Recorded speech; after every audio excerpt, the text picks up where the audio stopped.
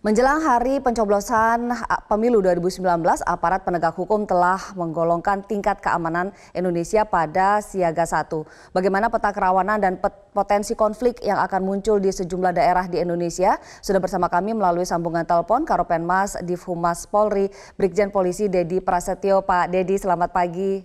Selamat pagi, Assalamualaikum Mbak. Waalaikumsalam warahmatullahi wabarakatuh. Pak, tadi kita sudah menyampaikan informasi kepada pemirsa mengenai jumlah aparat gabungan di Jakarta. Untuk di Indonesia sendiri, Pak, berapa banyak nantinya yang akan diturunkan untuk menjaga TPS? Baik Mbak, jadi sampai dengan hari ini untuk personil Polri yang sudah siap siaga ya Mbak. Ini merupakan pengawalan pendistribusian surat suara sampai dengan ke TPS-TPS.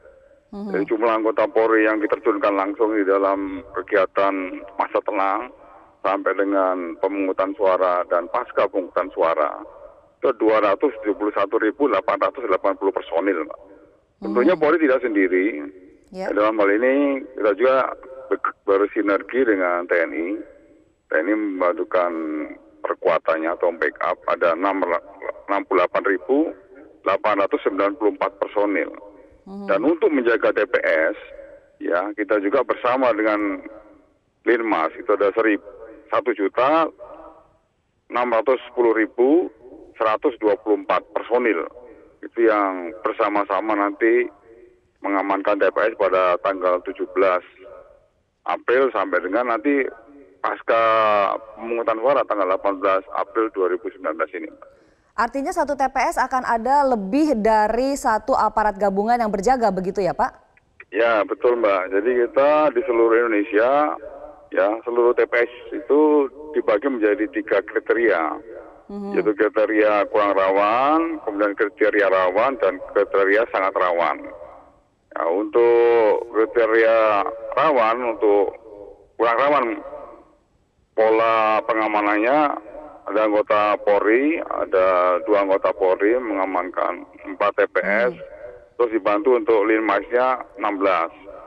Kemudian untuk daerah rawan, 4 anggota Polri mengamankan 2 TPS, dibantu oleh anggota Linmas. Kemudian untuk daerah sangat rawan, 4 anggota Polri mengamankan 6 anggota Polri mengamankan 2 TPS dibantu oleh anggota Linmas juga. Baik, untuk 2019 ini Pak, bagaimana persentase yang rawan dan sangat rawan? Apakah lebih banyak secara persentase jika kita bandingkan dengan 2014 lalu? Untuk secara umum lebih banyak yang kurang rawan Mbak.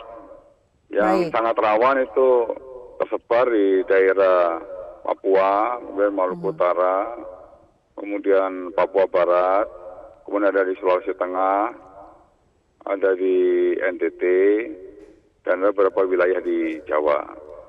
Begitu. Baik, apakah sudah ada simulasi Pak, simulasi gangguan keamanan begitu di TPS? Ya, betul Mbak. Jadi secara umum bahwa seluruh jajaran dalam hal ini tingkat Polres, kemudian Polda sudah menggelar namanya Sispam Kota, kemudian menggelar juga kegiatan-kegiatan sifatnya kontingensi, termasuk ya kemungkinan-kemungkinan yang terjadi di TPS itu semua sudah disimulasikan bersama rekan TNI, bersama KPU, bersama Bawaslu, dan bersama Linmas. Termasuk kita melibatkan juga beberapa tokoh masyarakat dan juga tentunya dari partai politik juga dilibatkan untuk bersama-sama kita bersinergi dalam rangka untuk mengamankan pesta demokrasi yang kita laksanakan secara bersama-sama ini. Baik, tapi sejauh mana kewenangannya Pak? Jika memang ternyata ada oknum begitu yang mencoba untuk mengintimidasi atau mengganggu jalannya pemungutan suara dari aparat gabungan ini, sejauh mana kewenangannya? Ya, kewenangannya tentunya kita lebih mengedepankan penegakan hukum, Mbak. Makanya pada masa tenang ini seluruh jajaran melaksanakan kegiatan patroli terpadu.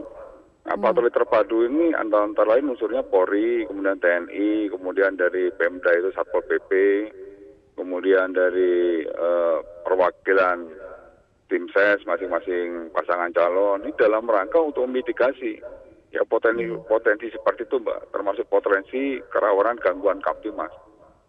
Dan tim ini diberikan diskresi, mereka punya diskresi kepolisian dalam rangka untuk menindak secara tegas apabila menemukan kejadian-kejadian seperti itu, intimidasi, kemudian kejadian-kejadian kejahatan lain atau gangguan Kamtimas lainnya. Mereka tidak akan segan-segan. Karena di tiap-tiap Polres itu sudah ada krisis respon tim yang sudah dibentuk dalam rangka untuk menindak hal tersebut. Baik, kalau secara umum Pak, bagaimana peta kerawanan di daerah itu sendiri? Daerah-daerah mana saja yang dianggap banyak begitu TPS-TPS yang masuk kategori rawan atau bahkan sangat rawan? Ya, berangkat dari 7 dimensi dan data-data yang kita miliki, dalam Polri sudah memetakan untuk polda-polda yang memiliki potensi kerawanan gangguan Kamtimas antara lain Maluku Utara, ya, kemudian Papua, kemudian Papua Barat, kemudian Aceh, kemudian Sulawesi Tengah, kemudian NTT, dan beberapa di Jawa termasuk hal ini DKI Jaya juga termasuk memiliki potensi kerawanan juga yang perlu sama-sama kita antisipasi secara maksimal. Baik, treatmentnya apakah ada treatment khusus Pak untuk daerah-daerah yang tadi sudah Bapak sebutkan? Ya, secara umum untuk konsep pengamanan, ya tiap-tiap daerah sudah membuat suatu perencanaan secara detail. Tapi kita membagi wilayah keamanan ini menjadi 7 zona, Mbak. Ya, zona Jawa, zona Sumatera itu dibagi menjadi 2 zona. Dari mulai Aceh sampai dengan tengah di wilayah Jambi. Kemudian dari Bengkulu sampai dengan Lampung itu zona 2. Zona Jawa dibagi menjadi 2 zona juga. Ya, zona 3 dan zona 4, dari mulai Banten, DKI Jaya, dan Jakarta, itu zona 3. Kemudian mulai Jawa Tengah sampai dengan NTT, NTB, Bali itu masuk ke zona 4. Kemudian Kalimantan itu 1 zona, Sulawesi 1 zona, kemudian Maluku Utara, Papua Barat 1 zona. Nah, di zona-zona itu kita sudah mempersiapkan pasukan-pasukan penebalan apabila terjadi gangguan Kamtimas yang memiliki intensitas tinggi atau konflik sosial. Nah, pasukan-pasukan itu terdiri pasukan-pasukan BRIMOB. Tentunya kita juga nanti akan di-backup dengan satuan-satuan TNI yang ada di wilayah. Nah, di zona tersebut, setiap ada kejadian di zona tersebut bisa langsung tanpa diperintah langsung membackup. Ya, ketika dibutuhkan lengkap, ya bukan hanya dengan pasukan aja, dengan sarana prasarana dan dukungan lainnya. Ya, sehingga betul-betul para Kapolda yang berada di zona tersebut sudah berkomunikasi, sudah berkoordinasi, dan juga sudah mensimulasikan untuk menghadapi kontingensi pada wilayah-wilayah tersebut. Dan insya Allah lah, TNI dan Polri siap memberikan jaminan keamanan di dalam pelaksanaan pemilu tanggal 17 dan tanggal 18 April 2019 ini. Baik, ada himbauan Pak yang bisa Anda sampaikan kepada masyarakat yang akan menyalurkan haknya pada tanggal 17 nanti. Baik, Mbak. Jadi himbauan kepada seluruh masyarakat Indonesia, ya, Polri dan TNI menjamin keamanannya. Silakan datang ke TPS-TPS pada tanggal 17 April, kemudian jangan golput, berikan atau silakan menyampaikan inspirasi hak pilihnya sesuai dengan hati nuraninya masing-masing. Baik, Brigjen Polisi Dedi Prasetyo, Karopenmas Divhumas Polri. Terima kasih banyak sudah bersama kami pagi hari ini.